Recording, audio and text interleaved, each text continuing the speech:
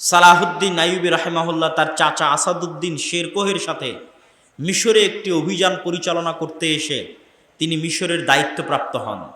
আস্তে আস্তে তিনি মিশর এবং সিরিয়া দুই দেশেরই দায়িত্বপ্রাপ্ত হন।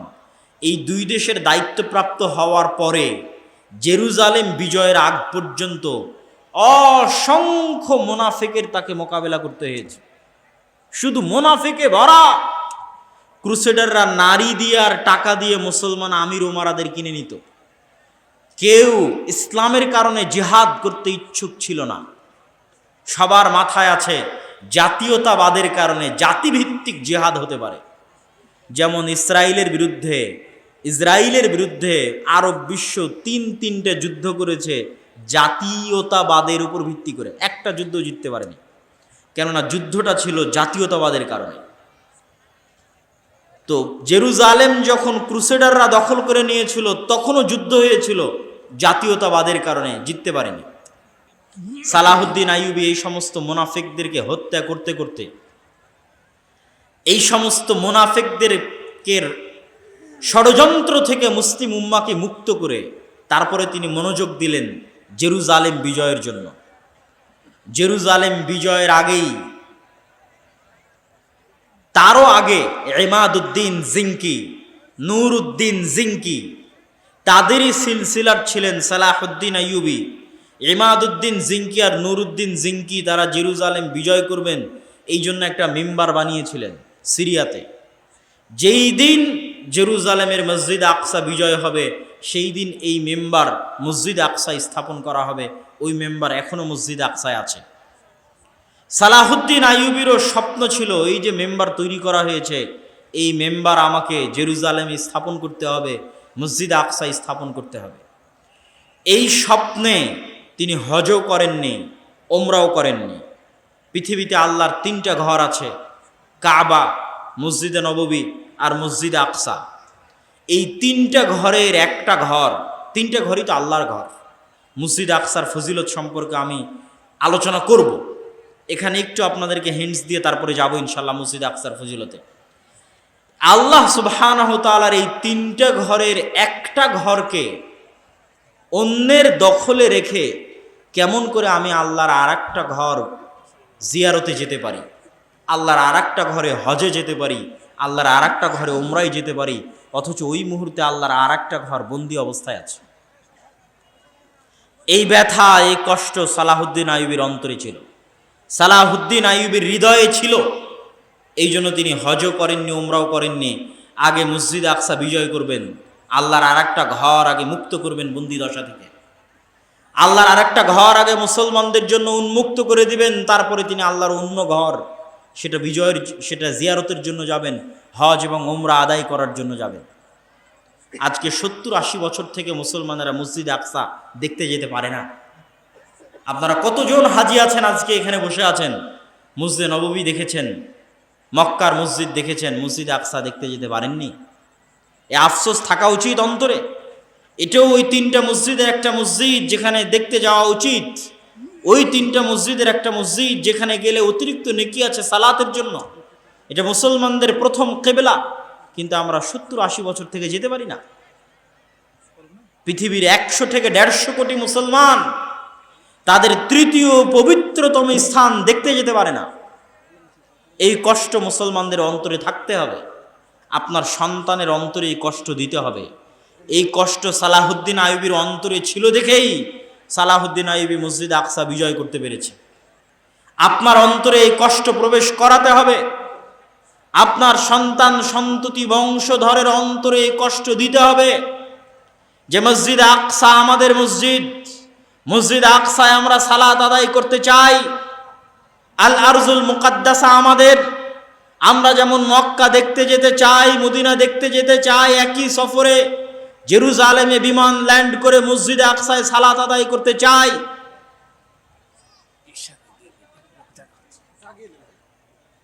আপনারা যারা একটু সামনের দিকে যদি অল্প অল্প করে চেপে বসেন, পিছনে লোকজন জায়গা পাচ্ছে না, একটু অল্প অল্প করে একটু চেপে বসেন যাতে পিছনে লোকজন বসতে পারে।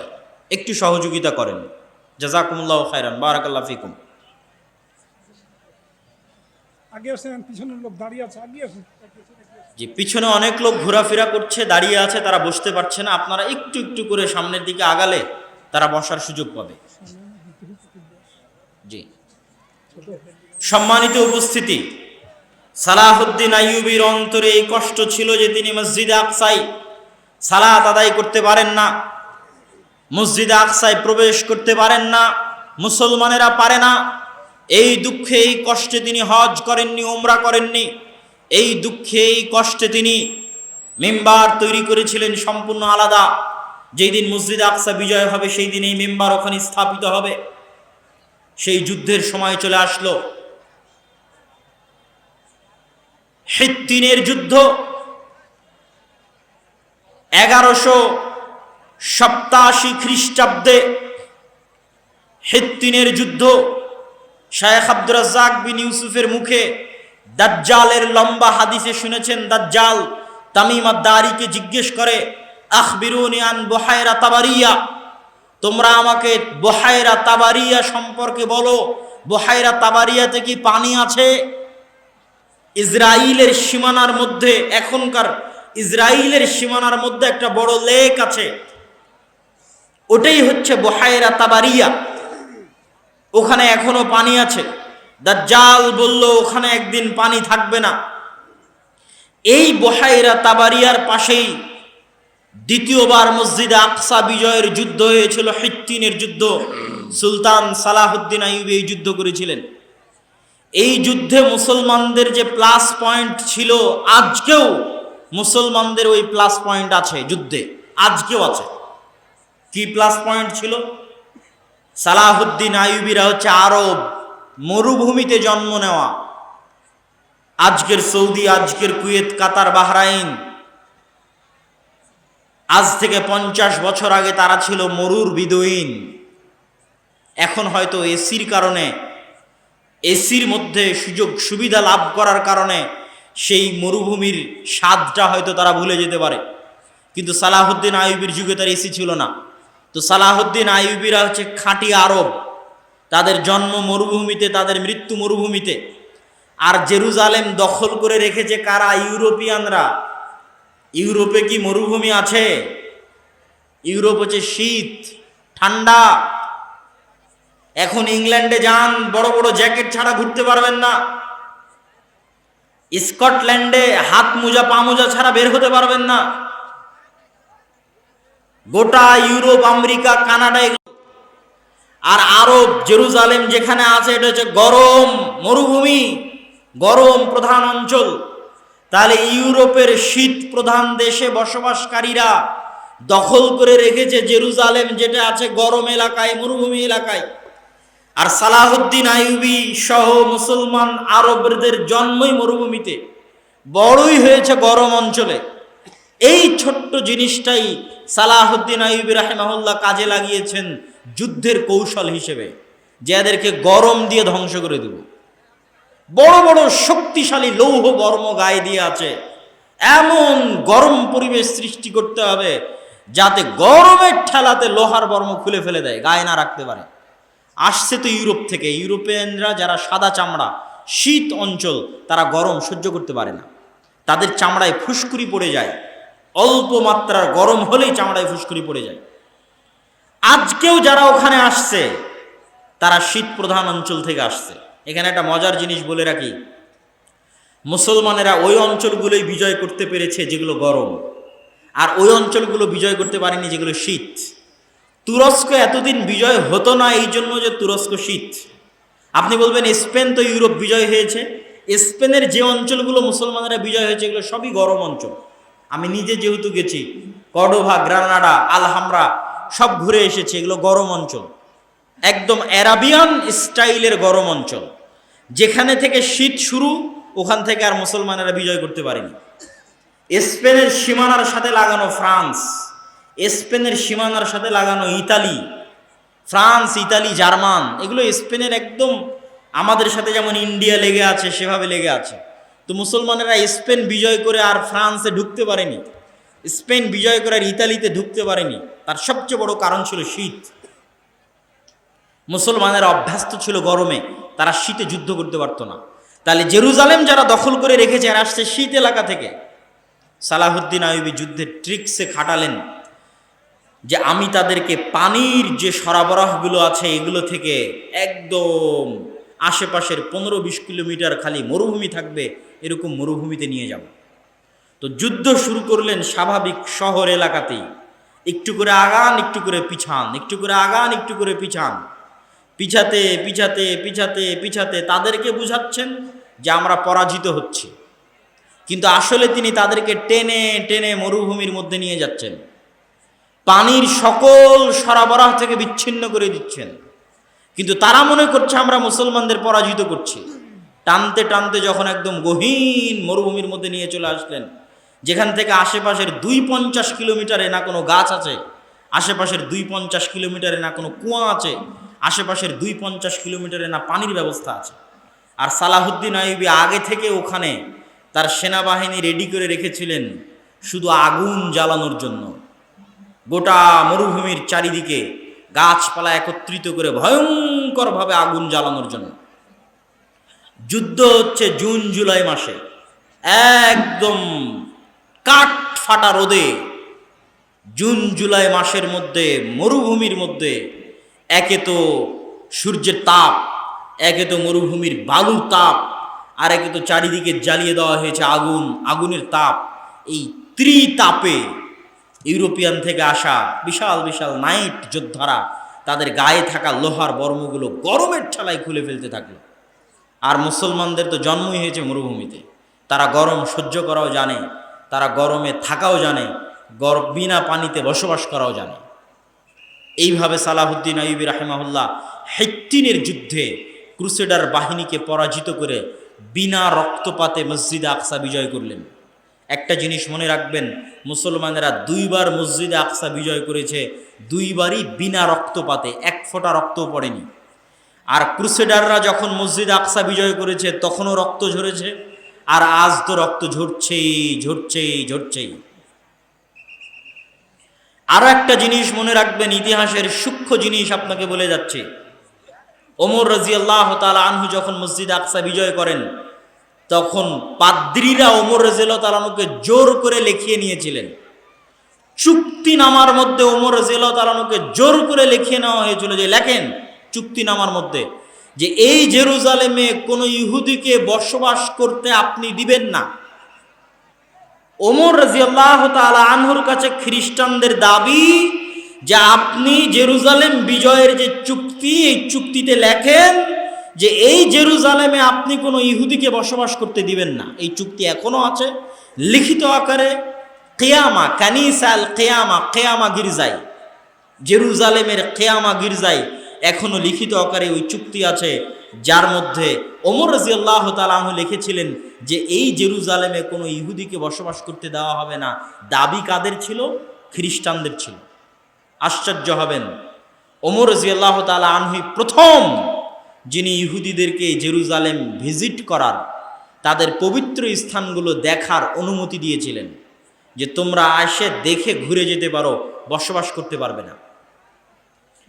ইহুদিরা নিজে কলমে লিখে গেছে যে গত 1,500-2,000 বছর যাবৎ তাদের সবচেয়ে গোল্ডেন টাইম ছিল স্পেনে যে মুসলমানদের শাসন ছিল, আন্দালুস, স্পেন, কর্ডোভা, টলেডো, গ্রানাডায় মুসলমানদের যে স্বর্ণযুগের শাসন ছিল, ওই স্বর্ণযুগের শাসনে ইহুদিরা যেই পরিমাণ সুযোগ সুবিধা ভোগ করেছে আর কোনোদিন অতীতে এবং পরে কোনো শাসক তাদেরকে ওই পরিমাণ সুযোগ সুবিধা প্রদান করেনি।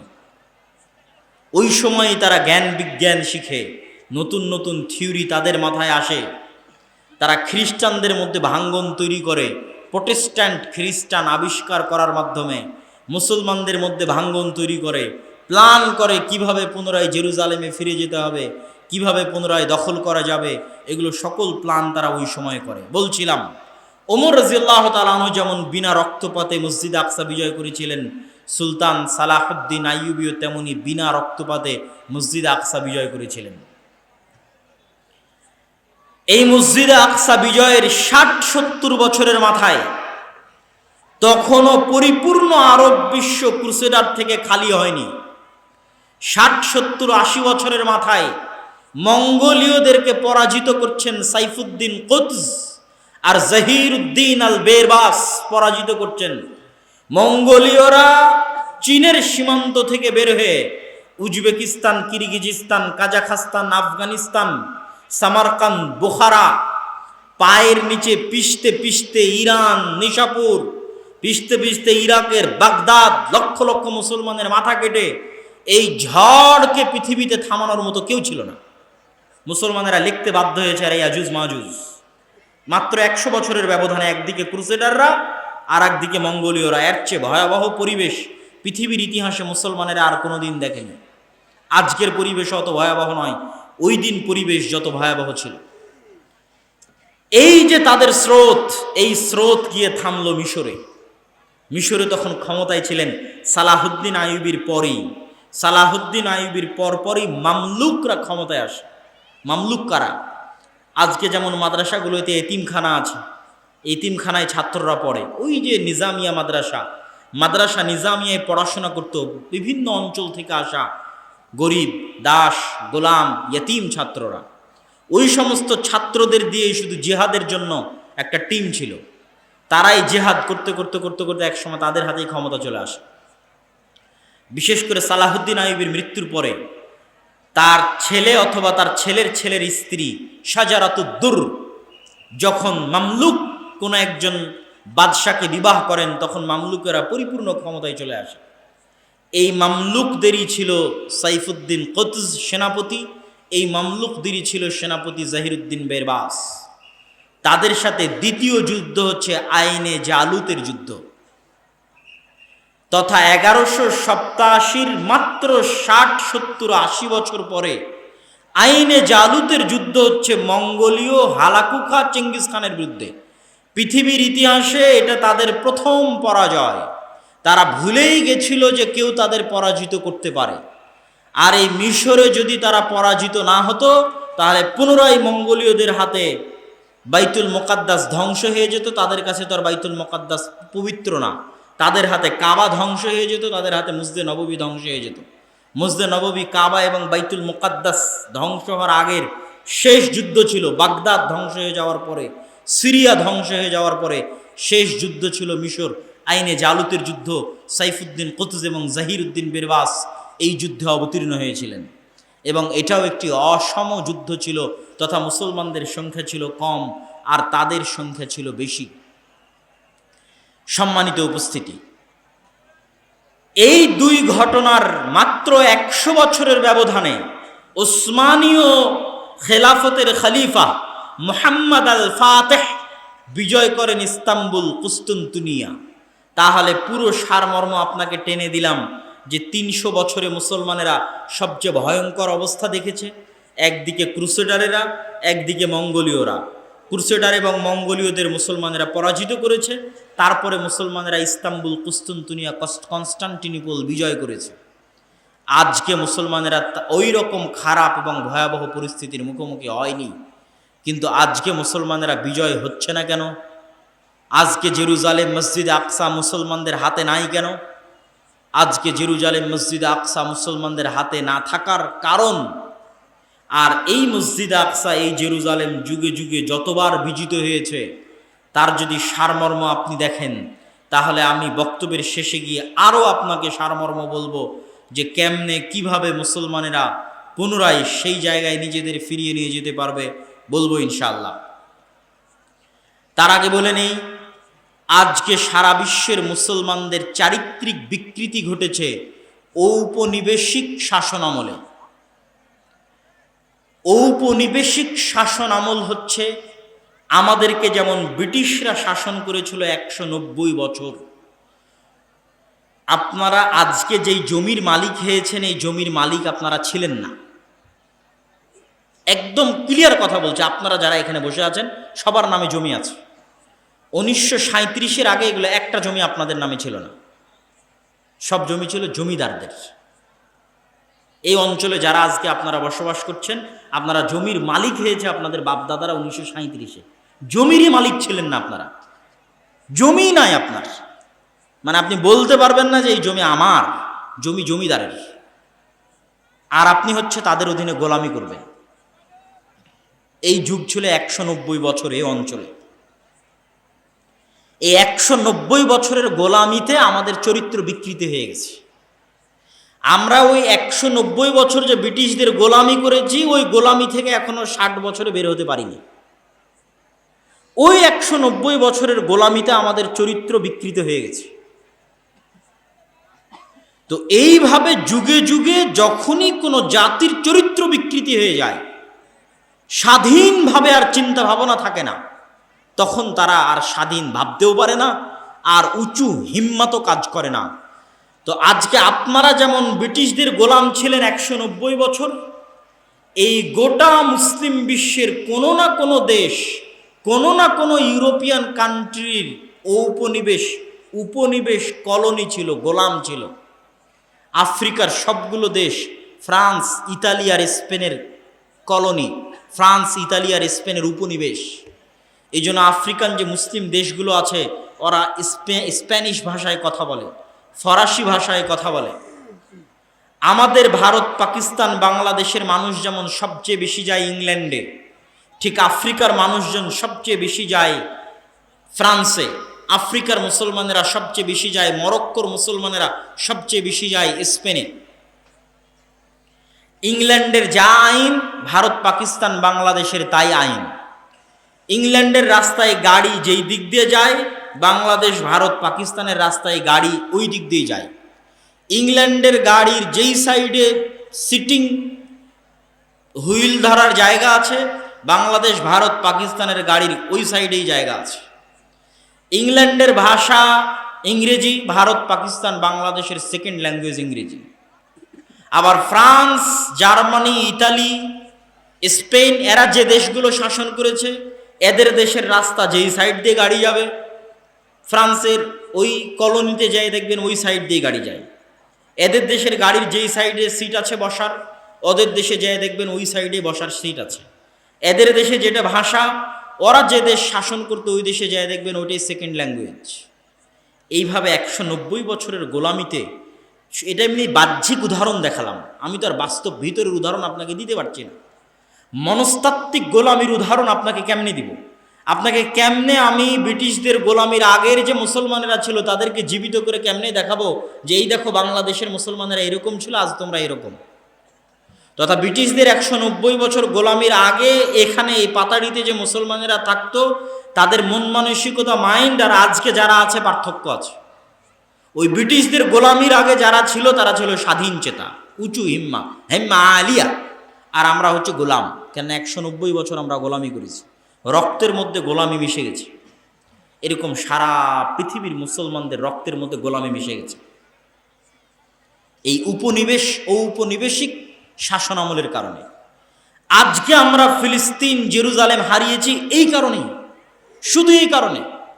ব্রিটিশরা যখন ভারত ছেড়ে গেল, তুমি 1757 সালে যখন ভারতে ঢুকেছিলে তখন ভারতের মালিক ছিলাম আমরা।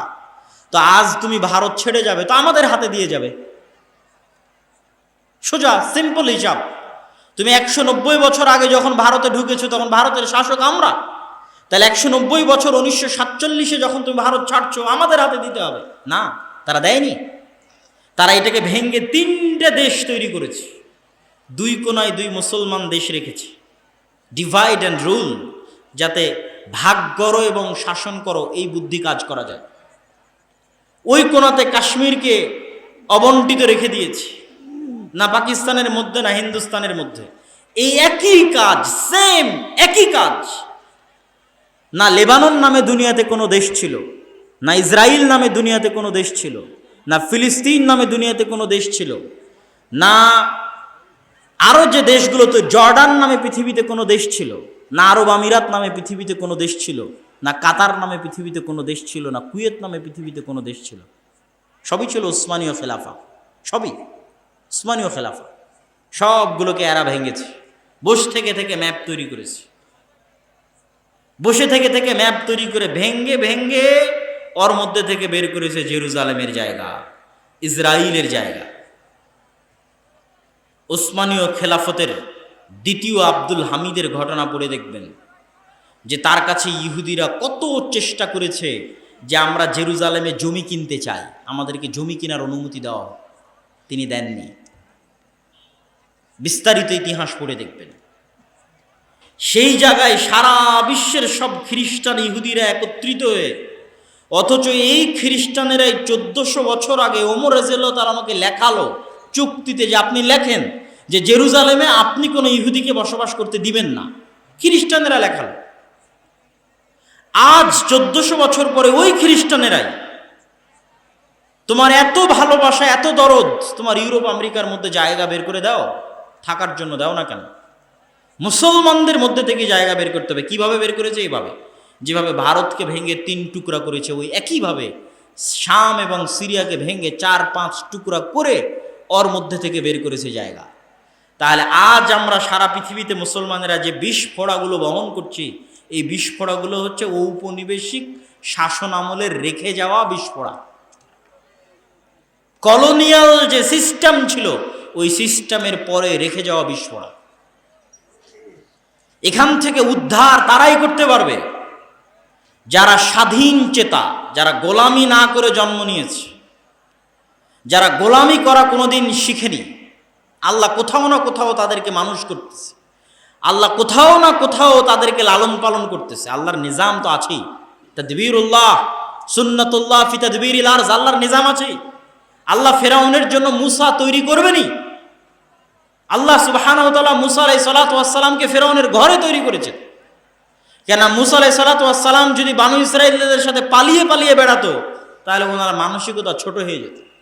উনি বুঝতো না যে স্বাধীনতার স্বাদ কি, স্বাধীন মানুষের স্বাদ কি, স্বাধীন মানুষ কেমনে চিন্তা করে, এটা উনি বুঝতে পারতো না। কেন? ওনার পুরো কওম তো গোলাম কওম। 300 বছর থেকে ওনার কওম ফেরাউনের গোলামি করতেছে।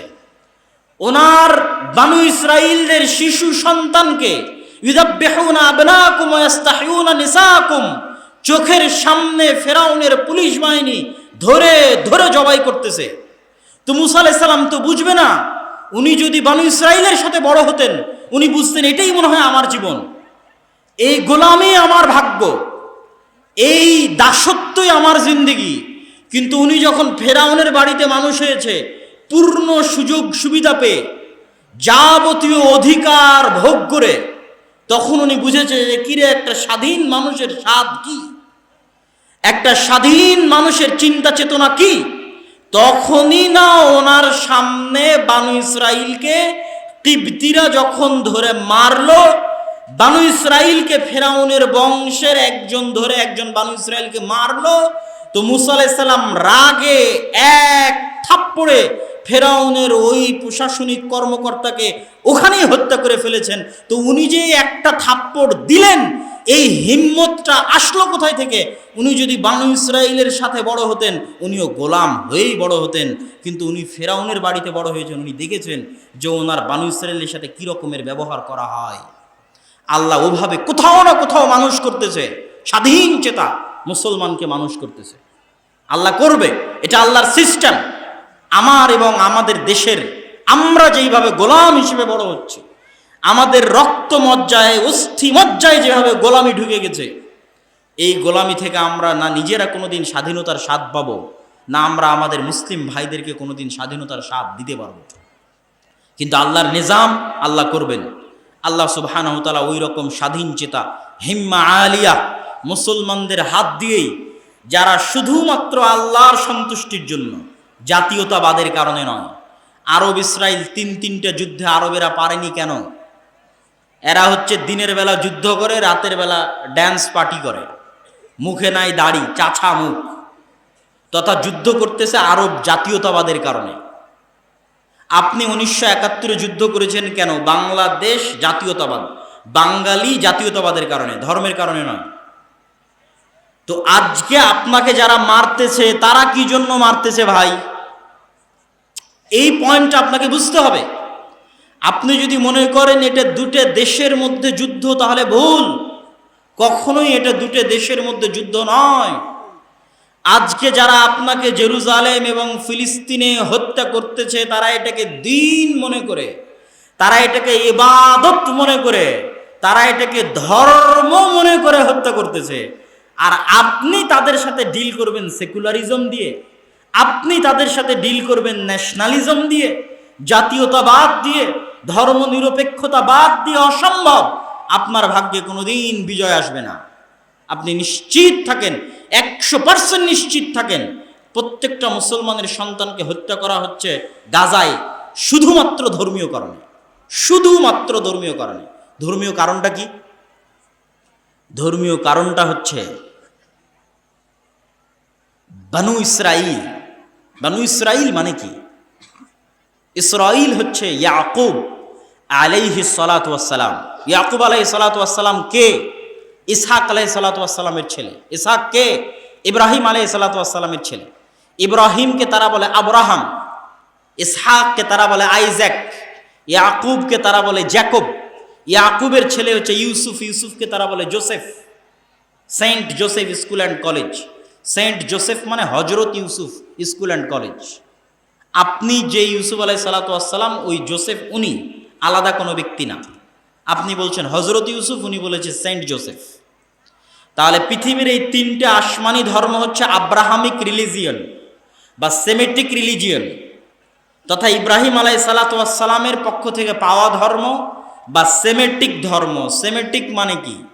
নূহ আলাইহিস সালাতু ওয়াস সালামের 3 ছেলের এক ছেলে হচ্ছে সাম, আর এক ছেলে ইয়াফেস, আর এক ছেলে হাম। যারা নৌকাতে উঠেছিলেন 3 ছেলে, যাদেরকে আল্লাহ বাঁচিয়ে রেখেছিলেন মুমিন হিসেবে, তাদের একজন সাম, তাদের একজন ইয়াফেস, তাদের একজন হাম। যাদের গায়ের রং মেটে হয় আমাদের মতো, আরবদের মতো ধূসর হয়, তারা হচ্ছে সামের বংশধর। যাদের গায়ের রং সম্পূর্ণ সাদা হয় ইউরোপিয়ানদের মতো, রাশিয়ানদের মতো, তারা হচ্ছে ইয়াফেসের বংশধর। যাদের গায়ের রং সম্পূর্ণরূপে কালো হয়, তারা হচ্ছে হামের বংশধর। তো দুনিয়াতে আল্লাহ যত নবী পাঠিয়েছেন সব পাঠিয়েছেন সামের বংশে। এই জন্য তিনটা ইসলাম, ইহুদি, খ্রিস্টানকে বলা হয় সেমেটিক রিলিজিয়ন, তথা সবগুলো সাম থেকে সেমেটিক, সবগুলো সামের বংশে। এখানে আরও একটা মজার জিনিস যদি আপনারা মনে রাখতে পারেন, রাখবেন। যারা ইউরোপ আমেরিকায়, যারা অনলাইনে শুনতেছেন, তারাও মনে রাখতে পারেন। আপনাদের যাওয়ার ভাগ্য হলে মনে রাখবেন, না হলে রাখবেন না। কিন্তু যারা অনলাইনে শুনছেন তারা মনে রাখতে পারেন। যারা সাদা চামড়ার, তাদের সাদা চামড়া নিয়ে গর্ব আছে। ওরা বাহিরে যতই মিষ্টি কথা বলুক, ভিতরে সাদা চামড়ার গর্বে ভরা।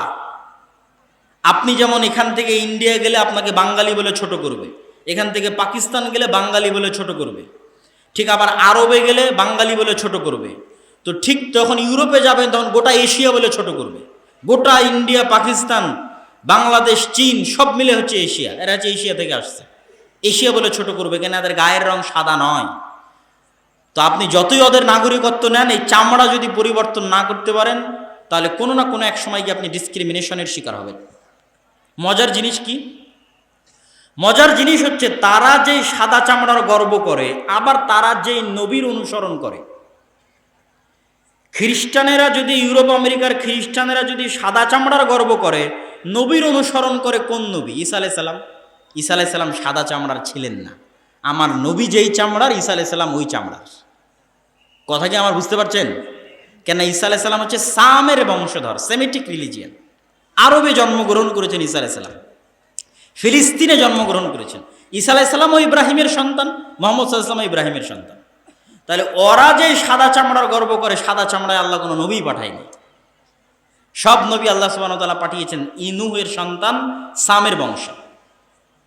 তো আমি আপনাদেরকে যে পয়েন্টটা বলতে চাচ্ছিলাম, যে কেন তারা ধর্মীয় কারণে গাজ্জার মুসলমানদের হত্যা করতেছে। রিলিজিয়াস কারণে, শুধু ধর্মীয় কারণে মুসলমানদের হত্যা করতেছে। কি সেই কারণ? তো ইব্রাহিমের ছেলে ইসহাক বা আইজ্যাক, ইসহাকের ছেলে ইয়াকুব বা জ্যাকব, ইয়াকুবের ছেলে ইউসুফ বা জোসেফ আলাইহিমুস সালাতু ওয়াস সালাম। তারপরে একের পর এক ইউসুফ আলাইহিস সালাতু ওয়াস সালাম, উনি মিশর, ফিলিস্তিন থেকে বিক্রি হয়ে চলে গেলেন মিশরে, মিশরে মন্ত্রী হলেন। তারপরে উনি দুনিয়া থেকে বিদায় নিলেন। ওনার বাপ, ওনার ভাইয়েরা সব মিশরে ওনার কাছে ছিল। তার 300 বছর পর বা 100-150 বছর পর ওনার বংশধরেরা ফেরাউনের কাছে গোলাম হয়ে গেল। তারপরে ওনার বংশী জন্ম নিল মুসা। মুসা আলাইহিস সালাম সবাইকে নিয়ে চলে আসলেন নদীর এপারে, পুনরায় ফিলিস্তিনে। ফিরআউন নদীতে ডুবে মারা গেল। পুনরায় ফিলিস্তিনে ঢুকবেন, সিনাই মরুভূমিতে ঘুরপাক খাচ্ছেন। তারপরে আস্তে আস্তে আসলো সেই বংশে দাউদ, আস্তে আস্তে আসলো সেই বংশে সুলাইমান, তারপরে আস্তে আস্তে সেই বংশে আসলো ঈসা, তারপরে আস্তে আস্তে সেই বংশে আসলো ইয়াহইয়া, সেই বংশে আসলো জাকারিয়া। তাহলে ইব্রাহিম থেকে শুরু করে এই পর্যন্ত সব নবী আসলো ইসহাকের বংশে, ইয়াকুবের বংশে। আর ইব্রাহিম ওই যুগেই তার আরেক ছেলেকে ফিলিস্তিন থেকে 1500 কিলোমিটার দূরে পায়ে হেঁটে আরেক স্ত্রী আরেক ছেলেকে রেখে আসলেন মক্কায়। এটাই হচ্ছে আল্লাহর অলৌকিকত্ব, আল্লাহ সুবহানাহু ওয়া তাআলার নিজাম, পৃথিবী পরিচালনায় আল্লাহর নিজাম। আল্লাহ এইভাবেই পৃথিবীর সিস্টেমটা সাজাবেন। তো ইব্রাহিম আলাইহিস সালাতু ওয়াস সালাম ওই যুগে তার আরেক স্ত্রী আরেক ছেলেকে রেখে আসলেন কোথায়? কাবার পাশে। তাওরাত, জবুর, ইনজিল সব বইয়ের মধ্যে আছে ইব্রাহিমের আরেক ছেলে ইসমাইল, নাম সহ উল্লেখ করা আছে। তারাও বিশ্বাস করে আবুল আরব, আরবদের পিতা হচ্ছে ইসমাইল। সমস্যা কি? সমস্যা হচ্ছে তারাও অপেক্ষায় ছিল শেষ নবী আসবে তাদের উদ্ধারের জন্য। ইহুদিরা দুইবার অপেক্ষায় ছিল যে তাদের উদ্ধারের জন্য কেউ আসবে। এক, ঈসা আলাইহিস সালামের আগমনের পূর্বে তারা অপেক্ষায় ছিল ঈসা মাসিহ কেন বলা হয়, আবার মাসিহুদ দাজ্জাল কেন বলা হয়। ঈসার সাথেও মাসিহ, দাজ্জালের সাথেও মাসিহ। মাসিহ মানে কি? উদ্ধারকারী। তো ঈসা মাসিহ মানে ঈসা উদ্ধারকারী, মাসিহুদ দাজ্জাল মানে দাজ্জাল উদ্ধারকারী। তো ঈসা আলাইহিস সালাতু ওয়াস সালাম উদ্ধারকারী হিসেবে এসেছিলেন ইহুদিদেরকে উদ্ধার করার জন্য। তারা ঈসা আলাইহিস সালাতু ওয়াস সালামকে অপবাদ দিয়ে হত্যা করলো তাদের বিশ্বাস অনুযায়ী। আর কোরআনের বিশ্বাস অনুযায়ী, আমাদের বিশ্বাস আল্লাহ উঠিয়ে নিলেন, হত্যা করতে পারেনি। কিন্তু এই হত্যার আযাবে তারা জেরুজালেম থেকে বিতাড়িত হয়ে গেল। ওই বিতাড়িত হওয়ার সময় ইহুদিরা সব একটা প্রায় 3টা ইহুদি গোত্র এসে জমা হলো মদিনাতে। বানু কোরাইজা, বানু কায়নুকা, বানু নাজির। ইহুদিরা তো মক্কায় আসার কোনো অপশন নাই। ইহুদিরা তো বানু ইসরাইল। বানু ইসরাইল হয় ফিলিস্তিন অথবা মিশর। মিশরে ছিলেন ইউসুফ আলাইহিস সালাম, আর ফিলিস্তিনে তাদের বাপদাদা যারা ছিল সেখানে। তারা মদিনায় কেন? তারা মদিনায় আসছিল অপেক্ষা করতে মুহাম্মদ সাল্লাল্লাহু আলাইহি ওয়াসাল্লামের। তারা জানতো মুহাম্মদ সাল্লাল্লাহু আলাইহি ওয়াসাল্লাম আসবে, ওখানে প্রেরিত হবেন। কিন্তু তারা ভাবছিল যে তাদের মধ্যে প্রেরিত হবেন, তথা বানু ইসরাইলে প্রেরিত হবেন, ইসহাকের বংশে প্রেরিত হবেন, ইয়াকুবে। কিন্তু আল্লাহ পাঠিয়ে দিলেন ইসমাইলের বংশে। কিন্তু মুহাম্মদ সাল্লাল্লাহু আলাইহি ওয়াসাল্লামের পাওয়ারের জায়গা কি, ক্ষমতার জায়গা কি? যে মুহাম্মদ সাল্লাল্লাহু আলাইহি ওয়াসাল্লামও ইব্রাহিমের বংশধর। এখানেই হচ্ছে বিপদ, যে তাহলে শেষ নবী মুহাম্মদ সাল্লাল্লাহু আলাইহি ওয়াসাল্লাম ইব্রাহিমের বংশধর, আর যত নবী আগে এসেছিলেন বানু ইসরাইলে সবাই ইব্রাহিমের বংশধর। তাহলে কোন দিক থেকে মুহাম্মদ সাল্লাল্লাহু আলাইহি ওয়াসাল্লাম তাদের চেয়ে কমে নন। তাহলে এবার আল্লাহর যত ফজিলত, যত দয়া, যত রহমত তাদের তাওরাতে লেখা আছে, ইনজিলে লেখা আছে, সব পাবে মুহাম্মদ সাল্লাল্লাহু আলাইহি ওয়াসাল্লাম আর তার উম্মতেরা, যারা মুহাম্মদ সাল্লাল্লাহু আলাইহি ওয়াসাল্লাম অনুসরণ করবে তারা। এই জায়গায় তাদের সুপারিয়রিটি ধাক্কা খেল। সুপারিয়রিটি। হিন্দুদের মধ্যে যেমন 4টা ভাগ আছে, তার মধ্যে সবচেয়ে উপরে আছে ব্রাহ্মণ। ব্রাহ্মণেরা হচ্ছে সুপারিয়রিটি, যে আমরা খোদার মাথা থেকে তৈরি হয়েছি, আমরাই পৃথিবীর শাসক আর বাকি সব গোলাম। তো ওদের মধ্যে দীর্ঘদিনে একটা সুপারিয়রিটি চলে এসেছিল।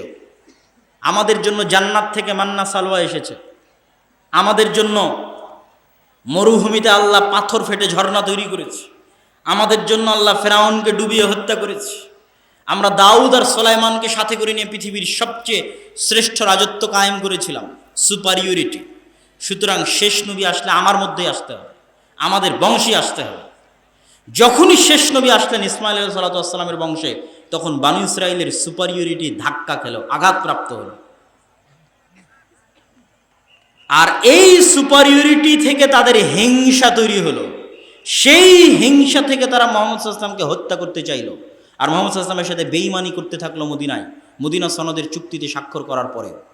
ওই হিংসার জায়গা থেকেই আজ অবধি, ওই হিংসার জায়গা থেকেই যে না, বানু ইসমাইল, মুহাম্মদ সাল্লাল্লাহু আলাইহি ওয়াসাল্লাম এবং তার অনুসারীদের অস্তিত্ব পৃথিবীতে রাখা যাবে না।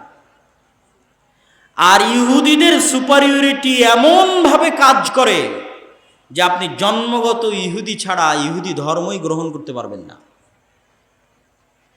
আপনি যদি জন্মগত ইহুদি হন তাহলে ইহুদি, আর যদি জন্মগত ইহুদি না হন, ইহুদি ধর্ম গ্রহণ করার কোনো কায়দা নাই। এটা হচ্ছে তাদের সুপারিয়রিটি। আর ইসলাম হচ্ছে ব্যাপক একটা ভয়ঙ্কর সর্বগ্রাসী দিন। তুমি হিন্দু হও, বৌদ্ধ হও, খ্রিস্টান হও, সবাই এই দিনে প্রবেশ করতে পারবে। এটা হচ্ছে এই দিনের সবচেয়ে পজিটিভ এবং প্লাস পয়েন্ট। এই জায়গা থেকে তাদের অন্তরে হিংসা তৈরি হলো, এবং সেই হিংসার জায়গা থেকে তারা মনে করে, আমি যদি এক বাক্যে যদি বলি, তারা মনে করে যে আপনাকে হত্যা করাও তার অধিকার, আপনার স্ত্রীকে তুলে নিয়ে যেয়ে ভোগ করাও তার অধিকার, আপনার শিশুকে জবাই করাও তার অধিকার। এটা অধিকার মনে করে। মুখে বলতে পারে না, কিন্তু কাজে দেখেন, কাজে বুঝতে পারছেন। মুখে বলতে পারে না, আধুনিক সভ্য বিশ্বের জন্য বলতে পারে না, কিন্তু কাজে বুঝতে পারছেন যে এটা তারা নিজেদের অধিকার মনে করে। অধিকার মনে করে ধর্মীয় কারণে নিজেদের শ্রেষ্ঠত্ব টিকিয়ে রাখতে বানু ইসমাইলের সন্তানদের হত্যা করতেছে।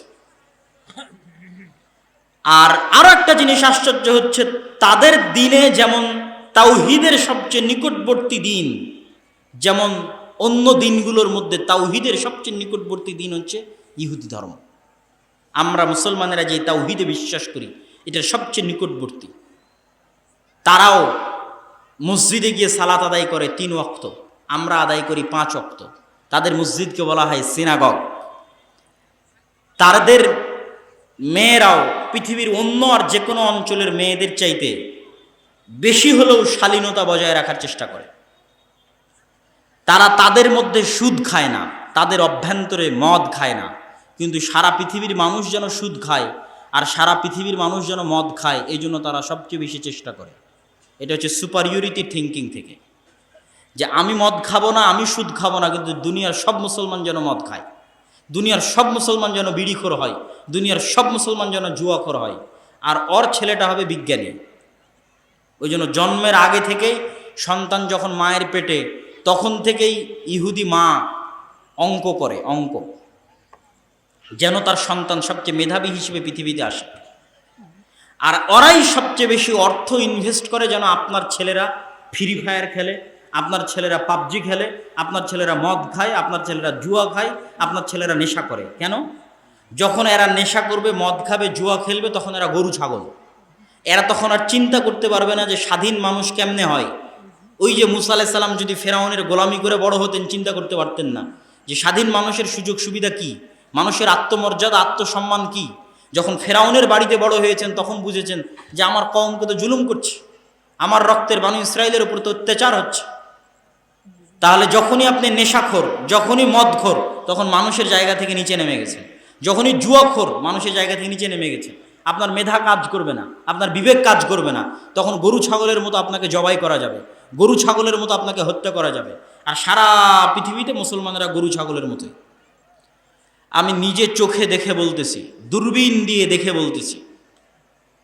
তার সবচেয়ে বড় উদাহরণ হচ্ছে লিবিয়ার কোনো বন্দর থেকে, ভূমধ্য সাগর থেকে যে বাতাস দিয়ে ফুলানো নৌকায় সারা পৃথিবী থেকে মুসলমানেরা জমা হয়েছে, অবৈধ পথে ইউরোপে ঢুকবে। তাই বাংলাদেশ থেকেও গেছে শত শত, পাকিস্তান থেকে গেছে, ইয়েমেন থেকে গেছে, সিরিয়া থেকে গেছে, নারী পুরুষ গাদাগাদি করে 400-500 জন রোহিঙ্গাদের মতো ওই নৌকাতে আছে।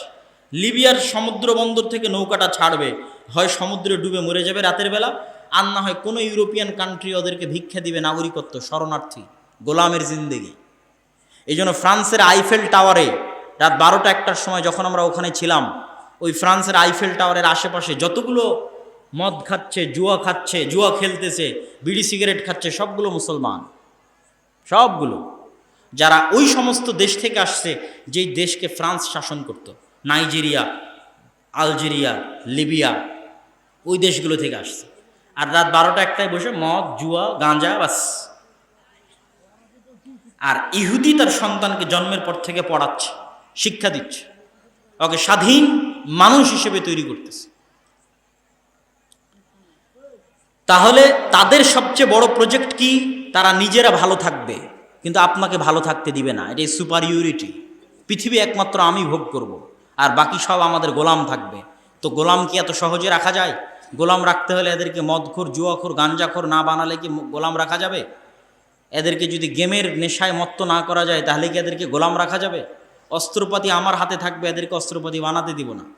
আমার ছেলে মেয়েরা হচ্ছে জ্ঞান গবেষণা শিখবে, এরা হচ্ছে বিশ্বকাপ, ফুটবল এগুলো নিয়ে পড়ে থাকবে, বিনোদন আর পর্যটন নিয়ে পড়ে থাকবে। দুবাই কি করছে, কাতার কি করছে, ওই সেম থিঙ্কিং, যে তুমি বিনোদন আর পর্যটন নিয়ে পড়ে থাকো, আর কাতার আর দুবাইয়ের পাশে ইসরায়েল কি করতেছে। শুধু তাই নয়, আরব আমিরাত, কুয়েত, কাতার, তাদেরকে এরা শিক্ষা দিচ্ছে যে তোমরা ছেলে হোক মেয়ে হোক দুটো করে সন্তান নেও, আর দুটো করে সন্তান নিবা, আর গাড়ি হবে এই যে আমরা যেরকম যে প্রিমিয় ছোট গাড়িতে আসলাম, এই ছোট গাড়ি, যেই ছোট গাড়িতে পিছনে 2 জন বসবে আর সামনে ড্রাইভার এবং ড্রাইভারের পাশে একজন। আর ইসরায়েলে যান, কয়টা ইহুদি ফ্যামিলির এই ছোট গাড়ি আছে? সবগুলো ইহুদি ফ্যামিলির জিপ আছে, বড় গাড়ি। কেন? ওদের সবার যে 7টা 8টা করে সন্তান। কেন? ওরা ওদের মধ্যে নিজেরা শিখে এবং শিখায় যে তোমরা বেশি করে ছেলে মেয়ে নাও, আর ওরাই সারা পৃথিবীর মানুষকে শিখায় যে তোমরা বেশি করে ছেলে মেয়ে নিও না, কম ছেলে মেয়ে নাও। এই জন্য আল্লাহ এদের কথা কোরআনে বলেছে যে এরা হচ্ছে দ্বিচারী জাতি, দ্বিচারী সমাজ। তাদের ভিতর একরকম, তাদের বাহির আর এক রকম। পুরোটাই হচ্ছে হিংসার কারণে, যেন আপনাকে সমূলে ধ্বংস করে দেওয়া যায়। কিন্তু আপনি তার দোষ দিয়ে কী করবেন? দোষ তো আমাদেরই। আমরা মদ, জুয়া, গাঞ্জা নিয়ে ব্যস্ত। তাহলে এই যারা মদ খাচ্ছে, জুয়া খাচ্ছে, গাঞ্জা খাচ্ছে, এদের হাতে বিজয় হবে? জেরুজালেম, মসজিদে আকসা, ও সম্পূর্ণ দিনের জন্য যুদ্ধ করতেছে, আর দিনের বিজয়ের জন্য। আর ওই পাশেই যারা আছে তাদের না দিনের নামগন্ধ আছে, না আল্লাহর রাসূলের সুন্নাতের অনুসরণের নামগন্ধ আছে, না আল্লাহ সুবহানাহু ওয়া তাআলার কোনো আদেশ মানার কোনো নামগন্ধ আছে। তাহলে আল্লাহ কাদেরকে বিজয়ী করবে? যতক্ষণ পর্যন্ত ওই রকম স্বাধীন চেতা মানুষ ঈমান এবং আকীদা নিয়ে শুধু আল্লাহর সন্তুষ্টির জন্য সামনে এগিয়ে না আসবে, ততক্ষণ পর্যন্ত আল্লাহ সুবহানাহু ওয়া তাআলা কখনোই কোশ্চিনকালেও বিজয় দিবেন না। সম্মানিত উপস্থিতি, মসজিদে আকসা, মসজিদে আকসার গুরুত্ব, মসজিদে আকসার ফজিলত, এই ছিল মোটামুটি আমরা এতক্ষণ পর্যন্ত যা আলোচনা করলাম। সেই আলোচনাটা ছিল 1-2 বাক্যে যদি সারমর্ম করি, তাহলে আজকে আমরা যে কঠিন অবস্থায় আছি তার চেয়ে বেশি কঠিন অবস্থায় আমরা এর আগে ছিলাম। সেটা ক্রুসেড এবং মঙ্গোলীয়দের আমলে। সেখান থেকে আমরা কেমনে নাজাত পেয়েছি, আজকে কেমনে নাজাত পেতে পারি, আর আজকে আমরা সারা পৃথিবীতে যে সমস্যাগুলো ফেস করতেছি এটা কি কারণে ফেস করতেছি, সেটাও আমি আজকে আমার এই আলোচনায় তুলে ধরলাম। এখন আমরা সংক্ষিপ্তভাবে মসজিদে আকসার গুরুত্ব এবং ফজিলত আপনাদের সামনে তুলে ধরে আমার বক্তব্যের শেষের দিকে যাওয়ার চেষ্টা করব।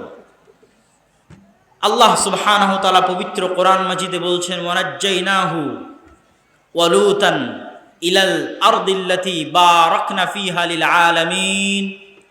আমি লূতকে আশ্রয় দিয়েছি এই মাটিতে, ইব্রাহিমকে আশ্রয় দিয়েছি এই মাটিতে, যেখানে আমি বরকত রেখেছি সারা পৃথিবীর মানুষের জন্য।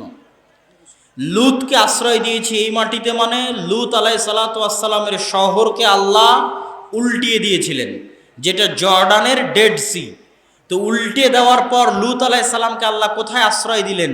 সেটা জেরুজালেম। ইব্রাহিম আলাইহিসসালাতু ওয়াসসালামকে আশ্রয় দিয়েছি মানে ইব্রাহিমের পিতা আজর এবং নমরুদ তাকে ইরাকের ব্যাবিলন শহর থেকে তাড়িয়ে দেওয়ার পর তিনি হিজরত করে কোথায় আশ্রয় নিয়েছিলেন? সেটা জেরুজালেম। ওটার কথা আল্লাহ কোরআনে বলছে, ওই মাটিতে আশ্রয় দিয়েছি লূতকে, ওই মাটিতে আশ্রয় দিয়েছি ইব্রাহিমকে, যেই মাটিতে আমি বরকত রেখেছি সারা পৃথিবীর মানুষের জন্য। বারাকনা ফীহা লিল আলামিন, জেরুজালেমের মাটিতে বরকত রেখেছি সারা পৃথিবীর মানুষের জন্য। এই বরকতের কথা আল্লাহ সুবহানাহু ওয়া তাআলা আর এক আয়াতে বলছেন, সুবহানাল্লাযী আসরা বিআবদিহি লাইলাম মিনাল মাসজিদিল হারাম ইলাল মাসজিদিল আকসা আল্লাযী বারাকনা হাওলা। আমি আমার বান্দা মুহাম্মদ সাল্লাল্লাহু আলাইহি ওয়াসাল্লামকে সফর করিয়েছি মক্কার মসজিদে হারাম থেকে মসজিদে আকসা পর্যন্ত। কোন মসজিদে আকসা? আল্লাযী বারাকনা হাওলা, যেই মসজিদে আকসার চারপাশ আমি ঘিরে রেখেছি বরকত দিয়ে। বলেন আল্লাহু আকবার। মসজিদে আকসার চারপাশ আল্লাহ সুবহানাহু ওয়া তাআলা ঘিরে রেখেছেন বরকত দিয়ে। কোরআনে বলছেন, দুইটা আয়াত পেশ করলাম। আর এক আয়াত, ইয়া কওমি দুখুলুল আরদাল মুকাদ্দাসাতা আল্লাতী কাতাবাল্লাহু লাকুম। মুসা আলাইহিস সালাতু ওয়াস সালাম তার কওমকে বললেন, হে আমার জাতি, প্রবেশ করো ওই মাটিতে, ওই শহরে যেটা পবিত্র। আল আরদুল মুকাদ্দাসা, বাইতুল মুকাদ্দাস বলা হয় এই কারণে। আল আরজুল মুকাদ্দাসা, পবিত্র মাটি, ওই মাটিতে তোমরা প্রবেশ করো বিজয় অর্জনের জন্য। আল্লাহ সুবহানাহু ওয়া তাআলা তোমাদের বিজয় দিবে, সেই বিজয় অর্জনের জন্য তোমরা প্রবেশ করো।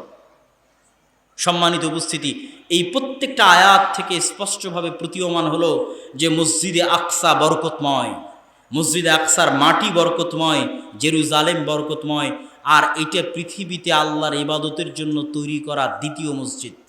ইন্না আউওয়ালা বাইতি মুদিআ লিন-নাস বিবাক্কা, আল্লাহর ইবাদতের জন্য পৃথিবীতে প্রথম মসজিদ তৈরি হয়েছে মক্কায়।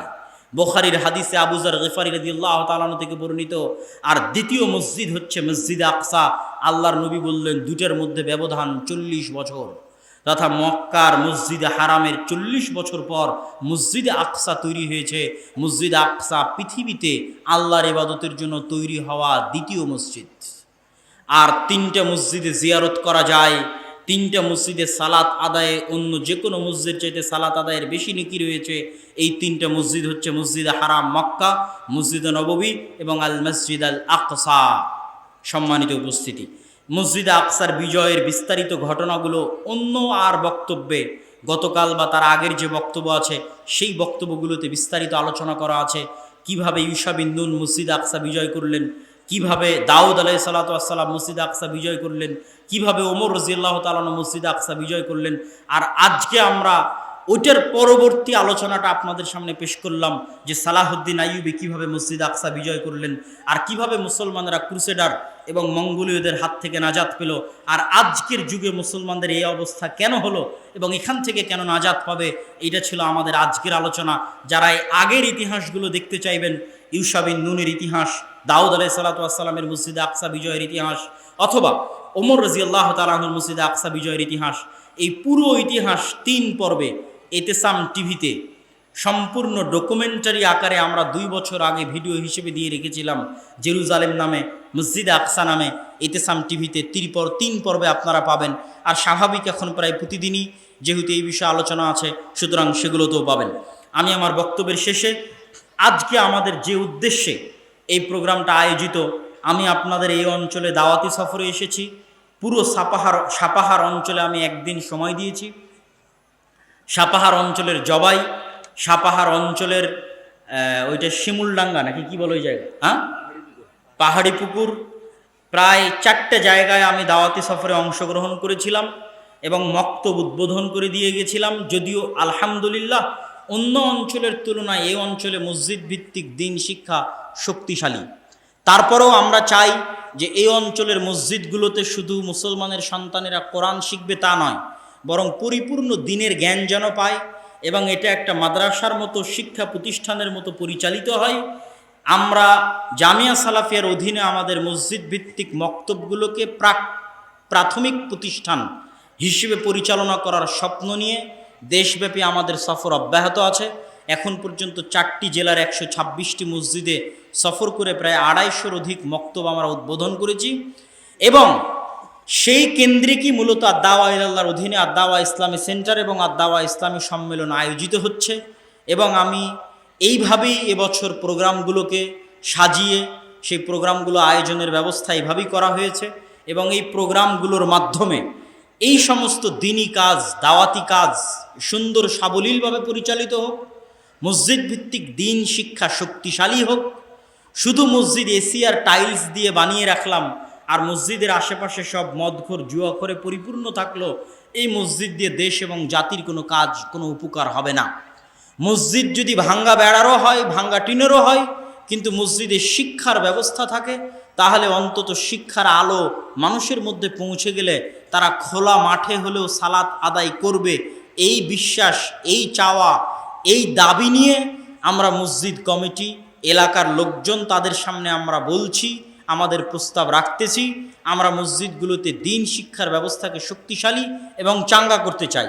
প্রতিটি মসজিদ হোক দিন শিক্ষার প্রথম পাঠশালা, এটা আমাদের মূল দাবি। এই দাবি নিয়ে আমাদের সফর অব্যাহত আছে এবং আমাদের প্রোগ্রামও অব্যাহত আছে। আজকের এই প্রোগ্রামে আপনারা যারা উপস্থিত হয়েছেন তারা আল্লাহ সুবহানাহু তাআলার সন্তুষ্টির জন্য অমিম্মা রাযাকনাহুম ইউনফিকুন, আল্লাহ আপনাদের টাকা চায়নি। আল্লাহ সুবহানাহু তাআলা বলছেন তোমার পকেটে যে টাকা আছে এটা আমি দিয়েছি, মিম্মা রাযাকনা, আমি দিয়েছি।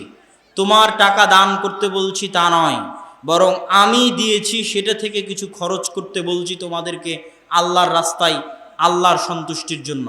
আপনার অর্থ দিয়ে যদি একজন মুসলমানের সন্তানও পবিত্র কোরআনের একটি আয়াতও শিখে, পবিত্র কোরআনের একটি আরবি অক্ষরও শিখে, সেটা আপনার জন্য যুগ যুগ যাবৎ সাদাকায়ে জারিয়া হিসেবে থেকে যাবে। যেমন আজকে আমরা যারা ইশার সালাত আদায় করেছি, তারা ইশার সালাতে সূরা ফাতিহা পড়ে যা নেকি পেয়েছি, ছোটবেলায় যিনি আমাদের সূরা ফাতিহা শিখিয়েছিলেন তিনি তাই নেকি পেয়েছে, তাকে যিনি শিখিয়েছিলেন তিনিও তাই নেকি পেয়েছে। এইভাবে একদম সাহাবী পর্যন্ত, আল্লাহর নবী পর্যন্ত যতজন এই সূরা ফাতিহা আপনার পর্যন্ত পৌঁছে দিতে পরিশ্রম করেছে, সবাই আপনার সালাতে সূরা ফাতিহা পড়ার পরিপূর্ণ নেকি পেয়েছে। আজকে আপনারা এই মজলিসে অংশগ্রহণ করবেন কোরআন শিক্ষার জন্য, আপনার এটা এমন একটা সাদাকায়ে জারিয়া হিসেবে থেকে যাবে যে আপনার অর্থ দিয়ে কোনো এক মুসলমানের সন্তান কোরআন শিখলো, তার মাধ্যমে আর কেউ শিখলো, তার মাধ্যমে আর কেউ শিখলো। আপনি দুনিয়া থেকে বিদায় নেওয়া 500 বছর হয়ে গেছে, তাও দেখবেন আপনার নেকি চলতেই আছে, চলতেই আছে।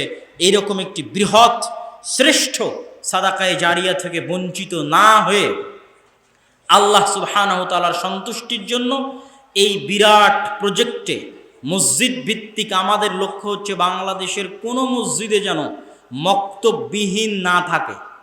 আমি চালাই কি আপনি চালান সেটা ব্যাপার নয়, মসজিদে দিন শিক্ষার ব্যবস্থা থাকতে হবে, এটা হলো আমাদের শক্তিশালী দাবি। এবং সেটা খুব ভালোভাবে থাকতে হবে, যেন শুধু কোরআন কেন্দ্রিক না হয় এবং অলসতা না হয়, বরং চাঙ্গা একটা প্রতিষ্ঠান যেভাবে চলে ঠিক সেভাবেই যেন চলে। এবং আমরা ওইভাবেই সামনের দিকে ধীরে ধীরে এগিয়ে যাচ্ছি। আপনারা অবশ্যই এই বৃহৎ প্রজেক্টে আপনাদেরকে আল্লাহ সুবহানাহু তাআলা যে রিজিক দিয়েছে, সেই রিজিক থেকে আল্লাহ সুবহানাহু তাআলার সন্তুষ্টির জন্য দানের হাত প্রসারিত করবেন। আপনাদের মধ্যে স্বেচ্ছাসেবক ভাইয়েরা যাবে। আমি আমার বক্তব্য শেষ করার পূর্বে আপনাদেরকে কয়েকটা দাওয়াত দিই। আগামী 23 ও 24 নভেম্বর, কই স্বেচ্ছাসেবক ভাইয়েরা কোথায়? আপনারা প্রবেশ করেন। আগামী 23 ও 24 নভেম্বর আল জামিআহ আস সালাফিয়াহ, ডাঙ্গিপাড়া, পবা, রাজশাহী। 23 ও 24 নভেম্বর ডাঙ্গিপাড়া, পবা, রাজশাহীতে সালাফি কনফারেন্স আছে। উক্ত সালাফি কনফারেন্সে আপনাদেরকে অংশগ্রহণ করার উদাত্ত আহ্বান জানাচ্ছি। পাশাপাশি মাসিকালে ইতিসাম সহ আমাদের যে পত্র পত্রিকাগুলো বের হয়, সেই পত্র পত্রিকাগুলো আপনারা যারা স্টেজে আছেন তারাও এই বৈঠকি দানে অংশগ্রহণ করার চেষ্টা করবেন। মুরব্বী যারা আছেন, স্টেজে যারা আছেন, তারা সকলেই অংশগ্রহণ করার চেষ্টা করবেন। আর বিশেষ করে যারা মিডিয়ার ভাইয়েরা আছে, তারা অনেক বেশি টাকা পয়সা ইনকাম করে মিডিয়া থেকে, এদের সবার কাছ থেকে আজকে দান আদায় করবা। কই রিফাত? সব মিডিয়ার কাছ থেকে আজকে দান আদায় করবা। আর দাওয়া ইলাল্লাহর জন্য, মসজিদ ভিত্তিক দিন শিক্ষার জন্য। জি, আপনারা যারা স্বেচ্ছাসেবক আছেন তারা অবশ্যই ভিতরে প্রবেশ করেন। আমি আমার বক্তব্যের শেষের দিকে চলে এসেছি। মাসিকালে ইতিসাম কেন ব্যতিক্রম? মাসিকালে ইতিসাম এই বাংলাদেশের একমাত্র পত্রিকা যার ফতোয়া বোর্ডে শুধু বাংলাদেশের আলেমেরা বসে না, ভারতের আহলে হাদিসদের সবচেয়ে বড় শিক্ষা প্রতিষ্ঠান জামিয়া সালাফিয়া বানারসের আলেমরাও এই মাসিকালে ইতিসামের ফতোয়া বোর্ডে অংশগ্রহণ করে থাকে। এটা বাংলাদেশের একমাত্র পত্রিকা। এই পত্রিকাটাকে মূল্যায়ন করার চেষ্টা করবেন। আর সালাফি কনফারেন্সে ভারত থেকে আলেম ওলামা আসবে, সৌদি আরব থেকে আলেম ওলামা আসবে। এবার প্রথম সালাফি কনফারেন্স আমাদের, যেখানে আমরা প্রায় 3 দেশের আলেম ওলামাদের পাবো, বাংলাদেশ, ভারত, সৌদি আরব। এইবার আমরা প্রথম সৌদি থেকে আমাদের মেহমানদের নিয়ে আসবো ইনশাআল্লাহ। অতএব এই ব্যতিক্রম সালাফি কনফারেন্সে আগামী 23 ও 24 নভেম্বর আপনাদের অংশগ্রহণের উদাত্ত আহ্বান জানিয়ে, মাসিকালে ইতিসাম সহ আমাদের যে বই পুস্তকগুলো আছে স্টেজে পাবেন, সেটা নেওয়ার আহ্বান জানিয়ে আমরা আল্লাহর নিকটে দোয়া করি, হে আল্লাহ, যারা আজকে এই অনুষ্ঠানে অংশগ্রহণ করেছে, এই দানে অংশগ্রহণ করছে, আপনি তাদের এই দানকে কবুল করুন, আল্লাহুম্মা আমিন। হে আল্লাহ, যারা আজকে আমরা এখানে উপস্থিত হয়েছি, মা এবং বোনেরাও এই দানে অংশগ্রহণ করার, বৈঠকি দানে অংশগ্রহণ করার চেষ্টা করবেন। আপনি আমাদের সকলের, যারা মারা গেছে, যারা কবরে চলে গেছে, তাদের কবরের শাস্তিকে মাফ করে দিন, আল্লাহুম্মা আমিন। হে আল্লাহ, আমরা যারা যতদিন পৃথিবীতে বেঁচে থাকব ততদিন ঈমানের উপর, ইসলামের উপর বেঁচে থাকার তৌফিক দান করুন, আল্লাহুম্মা আমিন। হে আল্লাহ, ফিলিস্তিনে হাজার হাজার মুসলমান, মা, নারী, পুরুষ, শিশু মারা যাচ্ছে, আপনি তাদের এই মৃত্যুকে শহীদি মৃত্যু হিসেবে কবুল করুন, আল্লাহুম্মা আমিন। হে আল্লাহ, আপনি ফিলিস্তিনের মুসলমানদের কষ্টকে, দুঃখ দুর্দশাকে দূর করে দিন, আল্লাহুম্মা আমিন। হে আল্লাহ, ফিলিস্তিনের মুসলমানদের উদ্ধারের জন্য, মসজিদে আকসায় মুসলমানদের পুনরায় সালাত আদায় করতে দেওয়ার জন্য আপনি মুসলমানদের জন্য সুলতান আন নাসিরা, শক্তিশালী শাসক সালাহুদ্দিন আইয়ুবীর মতো শক্তিশালী শাসক পাঠিয়ে দিন, আল্লাহুম্মা আমিন। হে আল্লাহ, মুসলমানদের যে গুনাহের কারণে, যে অপরাধের কারণে, যে আযাবের কারণে আপনি মুসলমানদেরকে মসজিদ আকসার নিয়ামত থেকে, বরকত থেকে বঞ্চিত রেখেছেন, আপনি মুসলমানদের সেই গুনাহকে ক্ষমা করে দিয়ে মুসলমানদেরকে সঠিক রাস্তায়, হেদায়েতের রাস্তায় ফিরে এসে আপনার দ্বীনকে শক্তভাবে অনুসরণ করে পুনরায় মুসলমানদের হাতে মসজিদ আকসা ফিরিয়ে দেওয়ার ব্যবস্থা করে দিন, আল্লাহুম্মা আমিন। হে আল্লাহ, যারা ফিলিস্তিনে মুসলিম মা এবং বোনদেরকে হত্যা করতেছে, তাদের উপর অত্যাচার চালাচ্ছে, তাদের পানি বন্ধ করে দিয়েছে, তাদের খাবার বন্ধ করে দিয়েছে, তাদের বিদ্যুৎ বন্ধ করে দিয়েছে, তাদের যোগাযোগ ব্যবস্থা বন্ধ করে দিয়েছে, তাদের ইন্টারনেট বন্ধ করে দিয়েছে, তাদের উপর আপনি ইন্নাকা আলা কুল্লি শাইইন কাদির, আপনার শক্তি, আপনার ক্ষমতার মুআজিজা, আপনার শক্তি, আপনার ক্ষমতার মুআজিজার বহিঃপ্রকাশ ঘটান, আল্লাহুম্মা আমিন। হে আল্লাহ, এই দাবি, এই দোয়া আপনার দরবারে রেখে আর দাওয়া ইলাল্লাহর মসজিদ ভিত্তিক এই মক্তব, যে বিশাল প্রজেক্ট, এই প্রজেক্টকে কবুল করার উদাত্ত আহ্বান এবং দোয়া আপনার দরবারে রেখে, এবং আপনারাও যারা উপস্থিত হয়েছেন সকলেই দোয়া করবেন যেন আল্লাহ সুবহানাহু তাআলা আমাদের যে প্রজেক্ট আছে এই প্রজেক্টকে কবুল করে, এতে বরকত দান করে। মুসলিম মা এবং বোনের যারা সন্তানেরা আছে তাদেরকে দ্বীন শিখার ব্যবস্থা করার যে উদ্যোগ মসজিদ ভিত্তিক, এই উদ্যোগকে যেন আল্লাহ সুবহানাহু তাআলা কবুল করে, আল্লাহুম্মা আমিন। এই দাবিও আপনাদের কাছে রেখে আমি আমার সংক্ষিপ্ত বক্তব্য এখানেই শেষ করছি। আসসালামু আলাইকুম ওয়া রাহমাতুল্লাহি ওয়া বারাকাতুহু। মা এবং বোনদের কাছেও ব্যাগ গেছে, আপনারাও এই দানে অংশগ্রহণ করবেন। মা এবং বোনদের কাছেও ব্যাগ পাঠানো হয়েছে। জাযাকুমুল্লাহু খাইরান। আসসালামু আলাইকুম ওয়া রাহমাতুল্লাহি ওয়া বারাকাতুহু। আলহামদুলিল্লাহ, আমরা যতক্ষণ যাব আজকের এই বিশাল সংগঠনের দ্বিতীয় আলোচনা অত্যন্ত জনবহুল মুসলিম মিল্লাতের উত্থান পতন, মুসলিম মিল্লাতের কৃষ্টি কালচার, মুসলিম মিল্লাতের উপযোগী নির্যাতন হয়েছে। আর কি হয়েছে এ বিষয়ে মাতৃদীর্ঘ বক্তব্য উপস্থাপন করেছেন। আমাদের করণীয় হল আজকের এই আলোচনা থেকে শিক্ষা দেওয়া এবং তদনুযায়ী আমল করা। ভাইসব, সাহিত্য বসে আমাদের কথা বলা আমাদের সমস্যা নয়। অত্যন্ত দুঃখের সাথে বলছি যে আমরা যে বিশাল কার্যক্রম তৈরি করেছি এতে আমাদের লোক সংখ্যা হচ্ছে না। অতএব আপনারা অনেকক্ষণ থেকে বসে আছেন, দয়া করে সবাই দাঁড়িয়ে যান।